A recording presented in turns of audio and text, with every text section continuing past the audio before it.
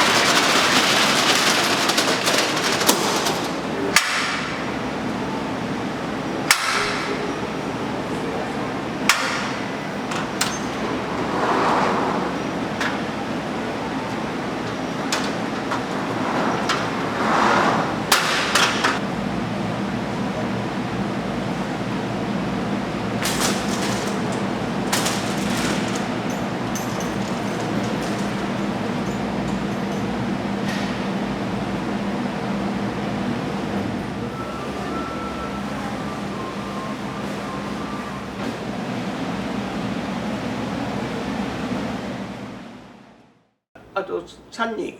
あ、今日は3人はいいらっしゃるんですね。はい。どうぞここに。あ、すいません。これどちらか好きなので。あ、すいません。どうもありがとうございます。ここに置けると思いますけど。はい。置きます。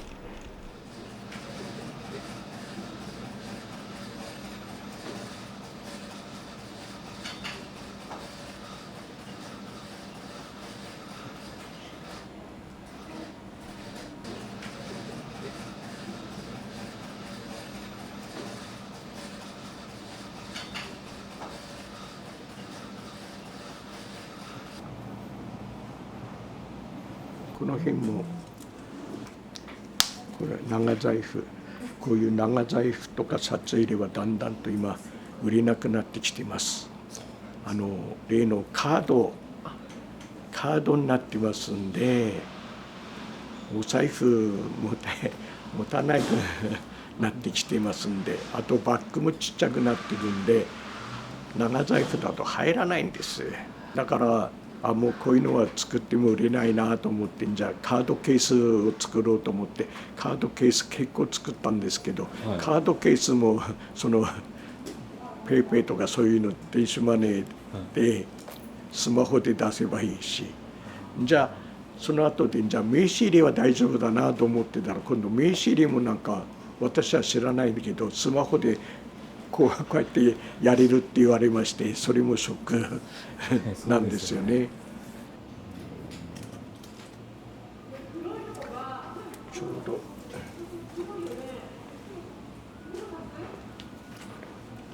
ょうどこれが私の通販用に作らせた黒子の親子ガマ口です。クロコダイルです。これがこうやって中もこうやって親子入れの親子ガマ口になってます。でこういうエキゾチックレザーって言うんですけど、私は大好きなんだけどなかなか難しいです、売れるのがね。ここに面白いのあります。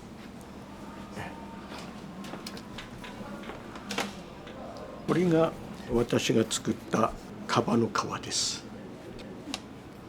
売ってもいいけど貴重品だからなと思って。販売はしないんですか？してないです。か？はい。たまたま昔ねメーカーさんが持ってたんですよ。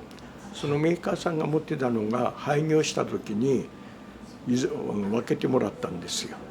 でたまたまこれカバの皮ですこれごめん面白いけどこれ私車のシートにしてましたんでなんか車買い替えて飽きちゃったからしてここのとこいたずらでこう作ったらその穴開いてるの空いてるとこはお財布にガマ口作りました。捨てるのももったいないしなと思ってまあ売れると思ってなかったら作ったらこれを鹿の皮まだ素揚げですね。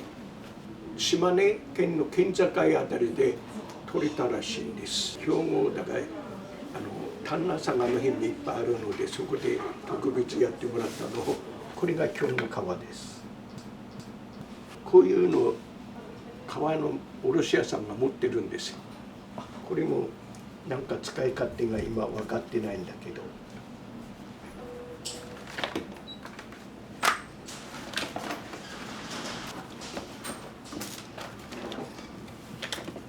これ何の皮だか分かりますかって前足後ろ足です。ここに見たままになってますね。これなんだカイルカイルの皮です。カイルって何ですか？カエルってぴょんぴょん跳ねるカエル私福島東北の周りだからいいといいが言いないんですけどカエルですこれ。そうなんですか。はい、たまたま革屋さんに売ってたんで面白いから買ってきたんですけどこれがシャークサメこれがサメのシャークって言いますね。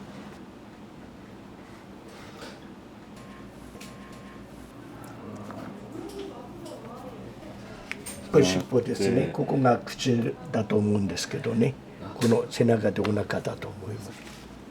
それであのように財布に取りました。こうなんだろうね。これがこう丸くなってねこうなってこうなると思います。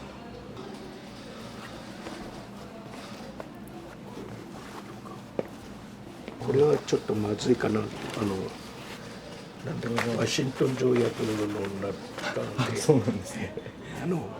仙山孔っていう動物なんですよね。仙山孔。ワニのお腹です。これもワニの尻尾のでこれが肛門になりますね。後ろ尻尾で後ろ足前足お腹の方ですね。昔はこうやって背中の方を重宝してたんですけど、今は背中を最大してお腹を使うような時代ですよね。どういうのに使われてたんですか？これをハンドバッグでこう背中とこう盛り上げて昔はうちの母親もこういうハンドバッグ持ってましたもんね。加工によって柔らかくなったり硬くなったりしますのでまたこういうのをいろいろ使ってこれから作るのも楽しみなんですけどね。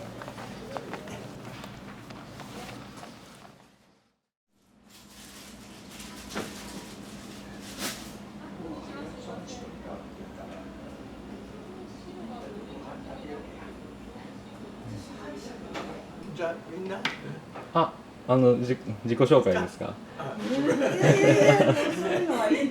裏方でいいですよ。スタッフの北川さんです。次が娘の秋穂です。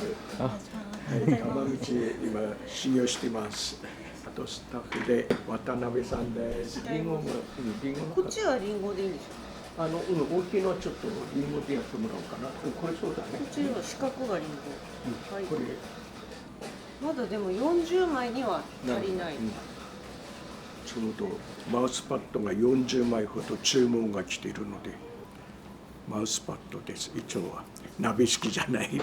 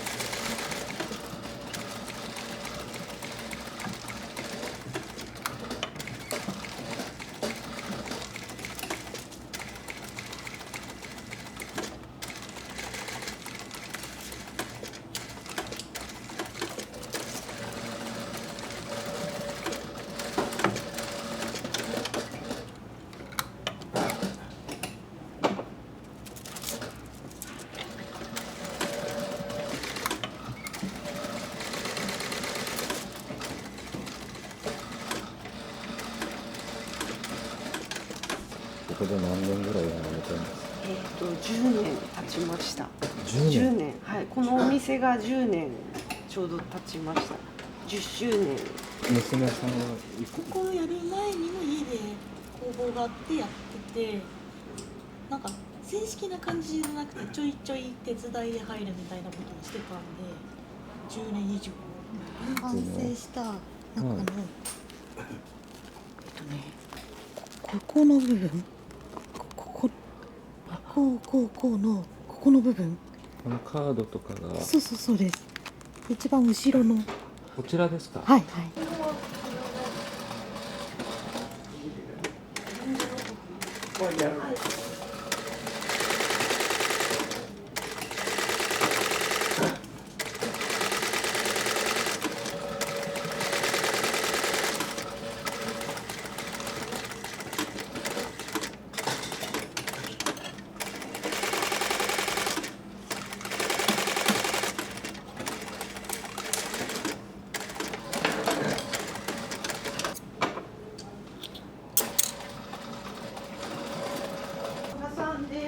そうそう挟むのにちょっとニッティングで。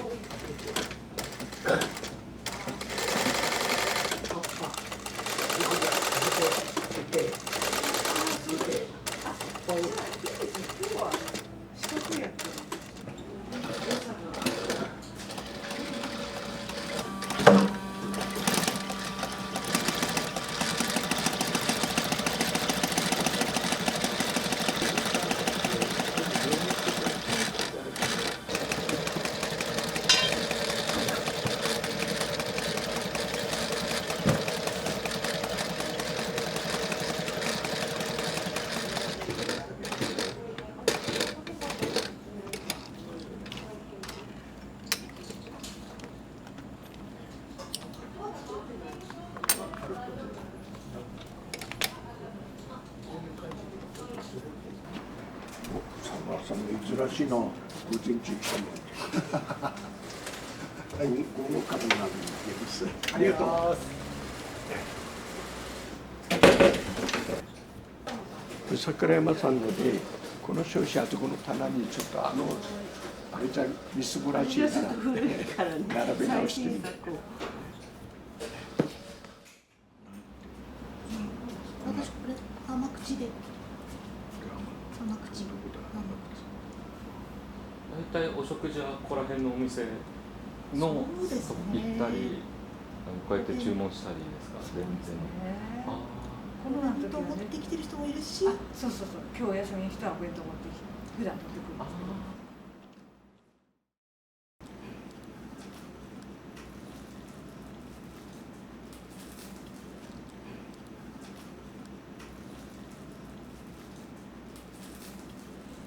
振り返しのところのどこか武士、これか。これ一部分ちょっと皮付きやらせてもらいます、ね。仕事がだいぶいろんな注文いただいて間に合わないんで、彼がこれから来てもらって祭壇の方を同じ業界においてプロなんで、安心して任せられるので助かってますね。もう一人女性で息子の嫁さんがいて、その息子の嫁さんが今事務関係とネット販売でやってます。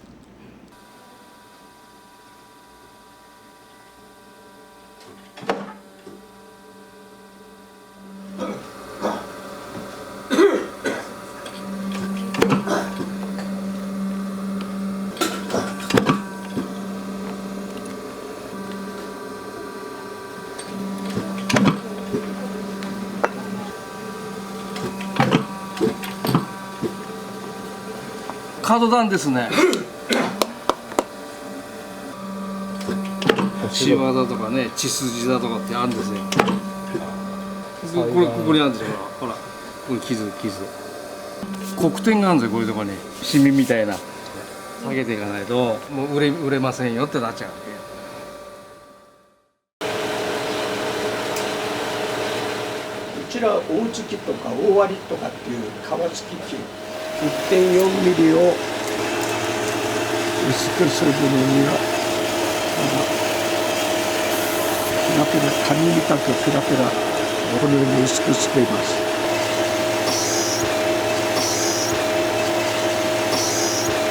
ドイツ製の機械です。買うと今買うとこれ700万くらいする。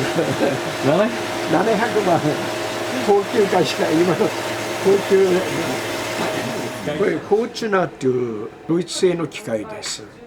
おそらくだから個人でこうやって一人くらいでやってるのにこの機械を持ってるのはいないと思います。自慢しますけど。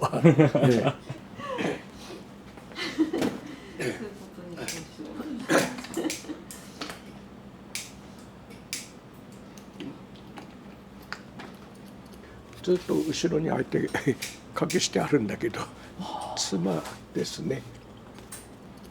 来年ちょうど13回忌ですね。奥様がこっち左の、でこの人が前のスタッフだったんですけどね、十何年前です。もう13回忌ですね。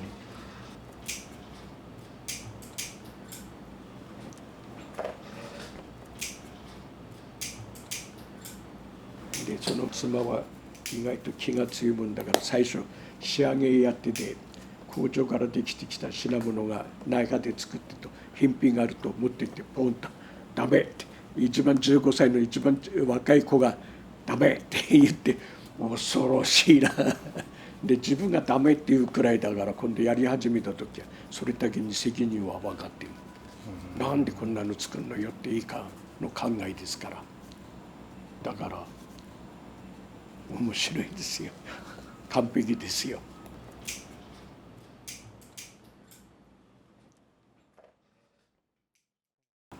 私の妻が作りました。いいんです。だけどもう今の時代に合わないんで、昔はこれが粋な感じだったんですけど、いっぱいいろんなのあるんだけど、こういう感じです。こういうの作りましたんで。これがねパチンとしてこういい音するでしょ。これは妻の作品です。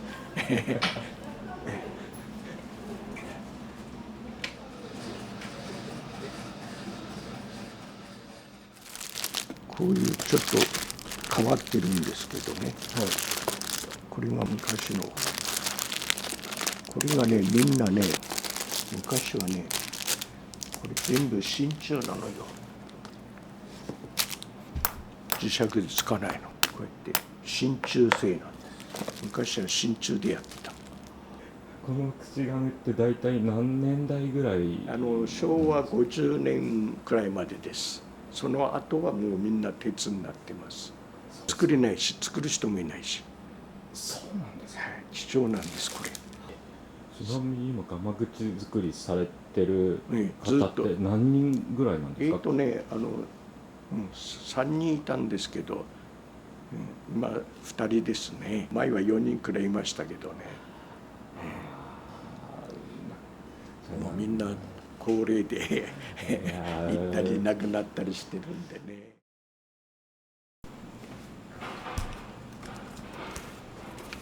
これですね。これが私が持ってる串金の、今指令で在庫がいくつとかっていうのはこれだけ。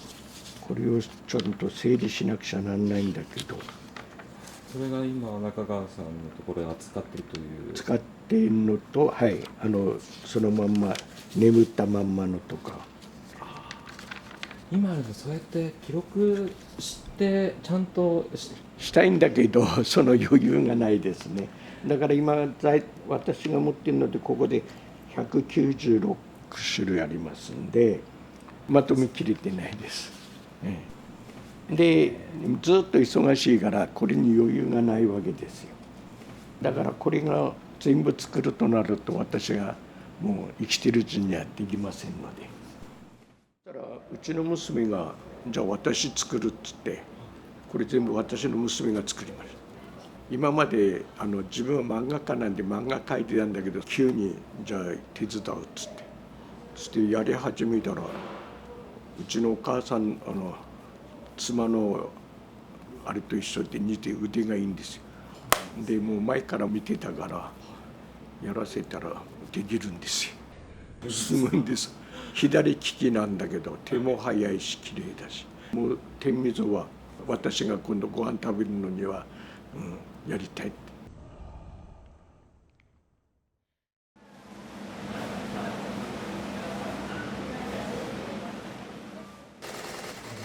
ガマ口で二寸三分の丸平ですね。あとこれが三々の串って言います。この串の形なんで、三々の串で注文するときはそういうような言い方しています。で、私古い人間なんでセンチじゃなくて昔からこういうの流れが、串金さんも注文するときも寸で言ってますんで、いざそれをセンチに言うと頭の中ちょっとパニックする。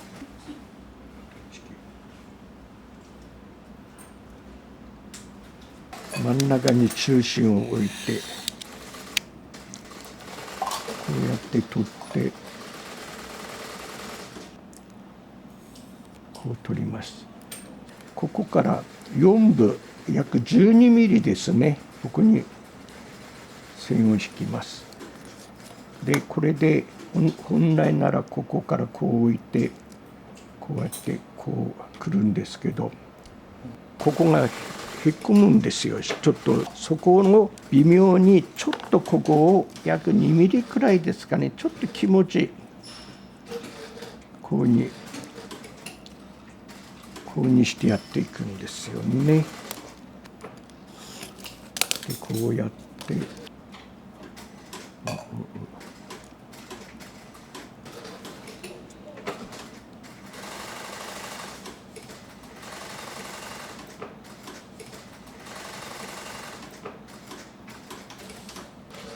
これが私はいい加減なんですよ。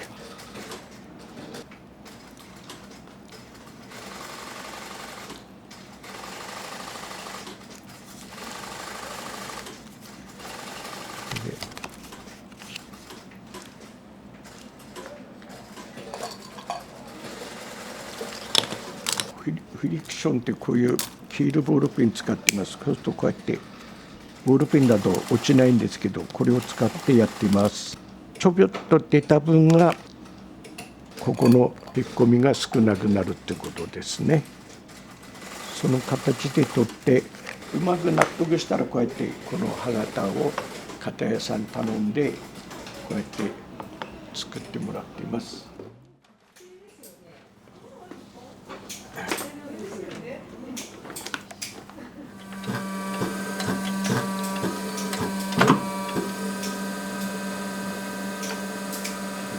あれで切れない場合は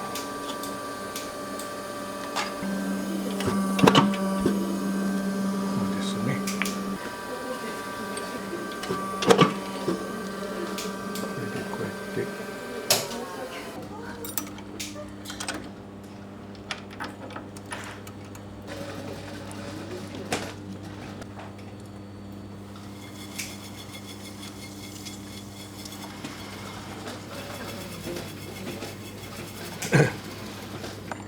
いくか。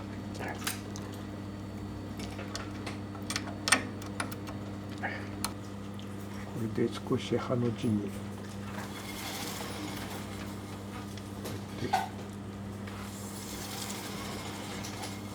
このように斜めにすくと開きがいいんですよ。柔らかい。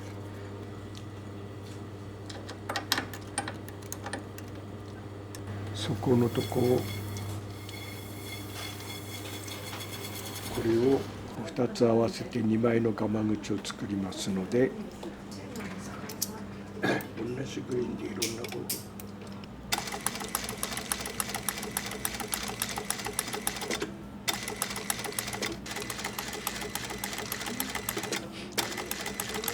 こうやってこういっちゃったらまだ戻して、それでこれでここが引っ張ってもほどけないようにしてます。これは先ほども据えてありますけど、これはこうやって出たらまだ2、3目戻してこうやってで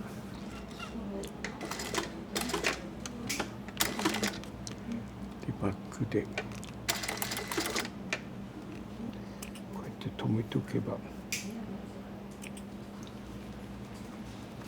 こういう形になります。今回ちょっと面白いやり方をしてみますので、返ししません。でこちらは縫い返しします。こういうふうにここういう裏技もあるっていうことを知ってもらうためにやります。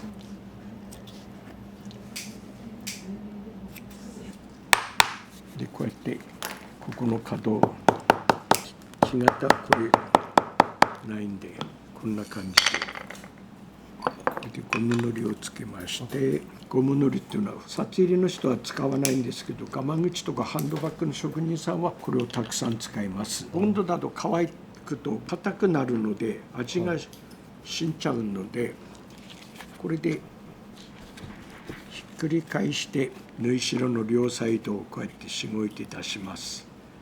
これが本ちゃんで、ここをちょうどミシンの脇をちょっと軽く叩いていって、こうやってこういう状態でやってます。ミシン目をきれいに出すのにちょっとこう折って、これをこうやって叩いていく人もいますね。こうやって縫い代をこ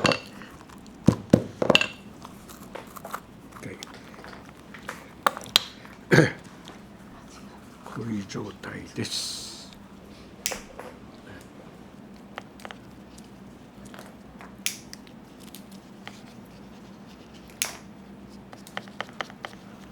こうやってここら辺まで持ってきて、両方こうやって縫い返ししてないから多少ほずれますけど、ほずれたおかげでここにぴったり収まるんですよ。こちらはちょっと縫い返ししていますけど、昔の職人さんみんな縫い返ししてなかったんですけど、今はこうやって返してますけど、こうなって袋落としになりました。ここまでできました。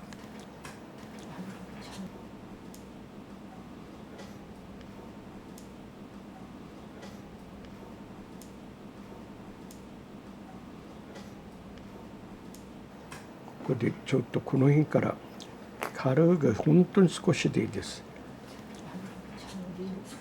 で糊は自然と他に流れていきますから、このままでやります。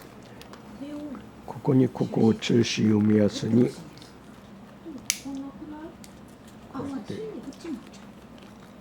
こで親指と人差し指で引っ張ったり調節しながら、こうやってちょっと入りすぎかなと思ったら引っ張りながらやります。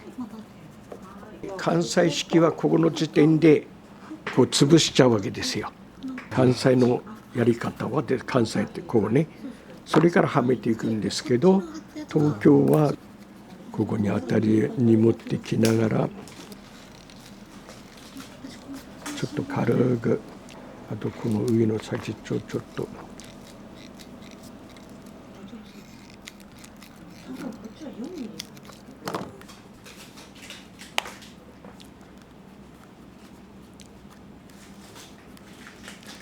意外とこれがなかなか難しいんですよ。これあとあんこが入れるとこうふわっとしますので、これくらいでいい。こんな感じでこうやって、これは娘の方が上手で、私は理屈だけなんで。よし、いけねいけね。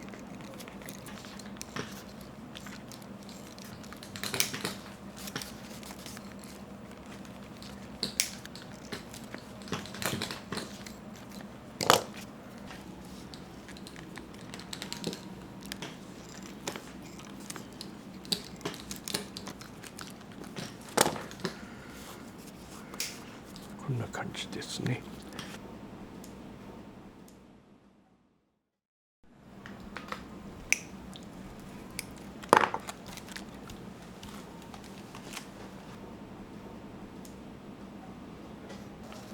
ちょっと濡らしすぎていますけど、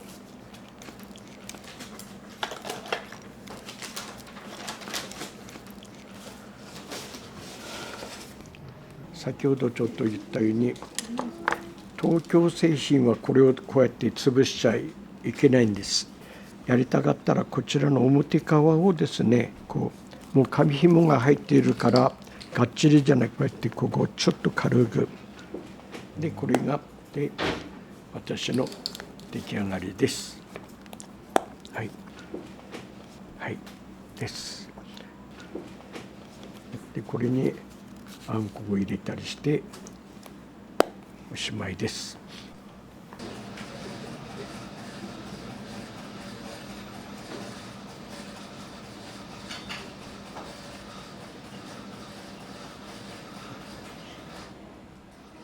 だから今常に、楽しく常に幸せだな常にだなっていうふうには感謝してますよね。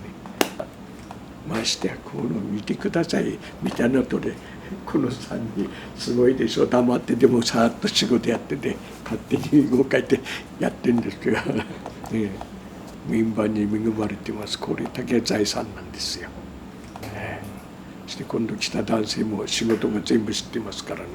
私余計なことしなくたってもう全部やってくれますから。これからはお店のいろんなものを口金を使っていっぱい発信していけるんですよ。これは宝物です。大丈夫ですか？はい。